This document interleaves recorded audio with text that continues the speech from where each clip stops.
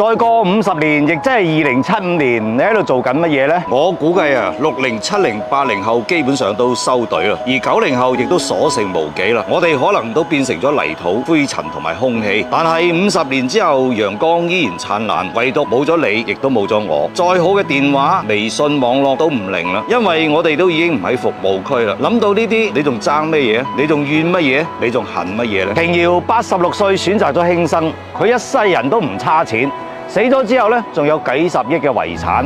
你話佢點解要選擇輕生呢條路呢？其實佢嘅故事話俾我哋聽，唔好相信年輕嘅時候努力奮鬥，老咗以後再享福呢種鬼話。人老咗以後，身體都廢咗，眼睛花咗，耳朵聾咗，你仲能夠享受乜嘢？難道去享受孤獨，享受身體嘅病痛，享受兒女嘅嫌棄咩？所以千祈唔好總係話等我有咗錢，等我邊日有時間得閒啦。此時此刻就係你有能力嘅時候。所以希望你從睇到呢條視頻開始，你每時每刻都應該係你享受人生嘅時刻。食你想食嘅飯，愛你想愛嘅人，做你想做嘅事，珍惜當下，享受而家先至係最好嘅活法。千祈唔好等到咩都冇晒。你睇下金庸同埋瓊瑤嘅離開，將我哋呢一代人嘅武俠世界、事業同埋愛情故事都帶走咗。熟悉嘅世界喺度一啲啲咁樣消失，而我哋亦都開始慢慢變老。我哋總係將幸福定義為有車有房、有錢有權，但係真正嘅幸福其實就係一個冇字，